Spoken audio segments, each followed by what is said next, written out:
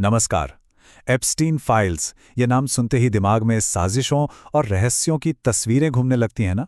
लेकिन वो जो एक सनसनीखेज क्लाइंट लिस्ट की बात होती है, उसकी हकीकत क्या है? आइए आज इसी धुंध को हटाते हैं और सच को झूठ से अलग करते हैं। तो कहानी शुरू होती है 2019 से। जेफरी एप्स्टीन की मौत होती है और अपने पीछे वो सिर्फ सवाल नहीं बल्कि एक जबरदस्त अफवाह छोड़ जाते हैं। एक गुप्त क्लाइंट लिस्ट का जिक्र जिसमें दुनिया के सबसे ताकतवर लोगों के नाम होने की बात थी। और बस इंटरनेट पर एक ऐसी आग लगी जो आज तक शांत नहीं हुई है। और ये आग आप जानते हैं तब और भड़क उठी जब एलन मस्क जैसे बड़े बड़े लोगों ने सीधे सीधे आरोप लगा दिए। उनका ट्वीट बिल्कुल साफ था, @real Donald Trump Epstein files में हैं और यही असली वजह है कि उन्हें पब्लिक नहीं किया गया है। सोचिए, इस एक ट्वीट ने अटकलों के बाजार को कितना गर्म कर दिया होगा। तो सवाल यही उठता है कि क्या ये लिस्ट वाकई में है? क्या ये दस्तावेज कोई बहुत बड़ा विस्फोटक राज है या फिर कहानी कुछ और ही है? चलिए आज इसी पहेली को सुलझाने की कोशिश करते हैं। सबसे पहले उस सबसे बड़े मिथक पर आते हैं, मतलब ये जो एक अकेली सीक्रेट क्लाइंट लिस्ट होने की धारणा है उस पर। तो ये थियोरी कुछ ऐसी तस्वीर बनाती है। सोचिए, एक सीक्रेट डायरी है जिसमें बड़े बड़े लोगों के नाम हैं। एप्स्टीन इससे ब्लैकमेल के लिए इस्तेमाल करता था और फिर उसकी मौत, वो भी एक साजिश थी ताकि उस लिस्ट में शामिल लोगों को बचाया जा सके। सुनने में ये कहानी किसी थ्रिलर फिल्म जैसी लगती है ना? पर सवाल वही, क्या ये सच? तो अगर ये एक लिस्ट नहीं है तो फिर ये जो फाइल्स हैं ये आखिर हैं क्या भला? आइए अब जरा सबूतों पर नजर डालते हैं। अच्छा, तो सच्चाई ये है, एप्स्टीन फाइल्स कोई एक लिस्ट नहीं है। बिल्कुल नहीं, ये असल में हजारों डॉक्यूमेंट्स का एक बहुत बड़ा, मतलब बहुत ही बड़ा कलेक्शन है। इसमें कॉन्टैक्ट बुक्स हैं, फ्लाइट के लॉग्स हैं, कोर्ट के रिकॉर्ड्स हैं। मतलब ये एक अकेली क्लाइंट लिस्ट की कहानी से कहीं ज्यादा पेचीदा मामला है। और जब हम इन डॉक्यूमेंट्स को करीब से देखते हैं ना, तो कहानी और भी उलझ जाती है। ये जो पन्ने दिख रहे हैं ये एप्स्टीन की कॉन्टैक्ट बुक के हैं, लेकिन गौर कीजिए, ज्यादातर जानकारी काले रंग से छिपा दी गई है, रिडैक्ट कर दी गई है। और यही काले धब्बे हैं जो साजिशों को और हवा देते हैं, क्योंकि ये हमें पूरी कहानी देखने नहीं देते। एक खोजी पत्रकार हैं जूली के ब्राउन, उनके शब्दों में कहें तो ये तथाकथित लिस्ट असल में एक धोखा है। वो कहती हैं कि ये बस एक फ़ोन डायरेक्टरी थी जिसमें दोस्तों और सेलिब्रिटीज से लेकर एप्स्टीन के घर काम करने वाले इलेक्ट्रीशियन तक का नाम था। मतलब कुछ भी सनसनीखेज नहीं। अब इन फाइल से एक नाम जो बार बार उछलकर सामने आया वो था डोनाल्ड ट्रंप का। तो चलिए उनके और एप्स्टीन के बीच जो भी डॉक्यूमेंटेड रिश्ते थे उन्हें बिना किसी लाग लपेट के देखते हैं।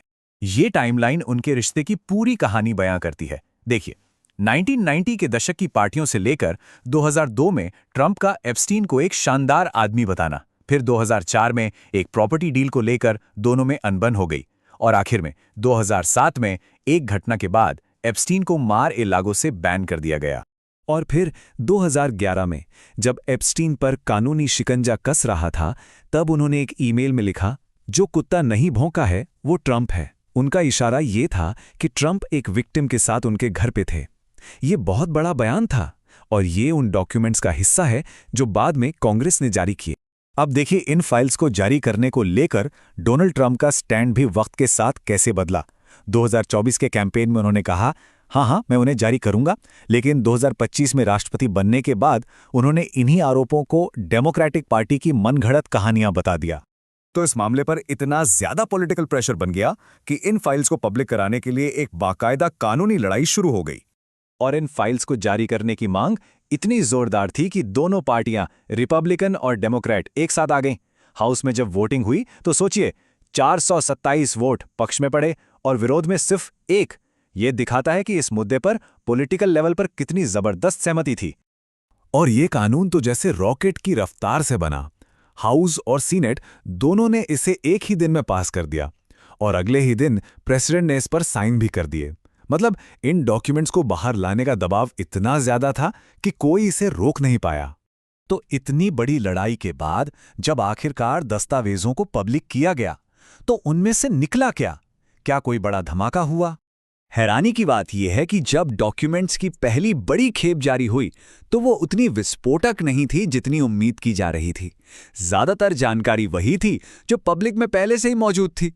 हाँ, इन डॉक्यूमेंट्स में प्रिंस एंड्रू, बिल क्लिंटन और स्टीवन हॉकिंग जैसे कई बड़े बड़े नाम जरूर थे, लेकिन यहाँ एक बात समझना बहुत जरूरी है।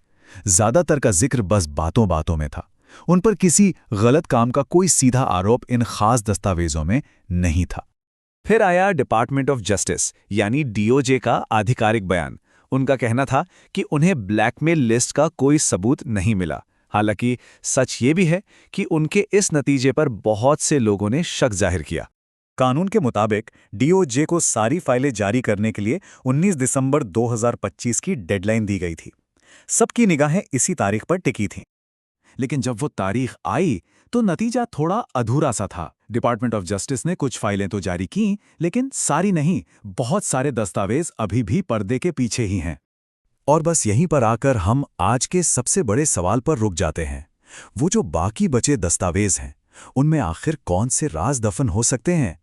ये एक ऐसा सवाल है जिसका जवाब शायद हमें अभी और इंतजार करने पर ही मिलेगा।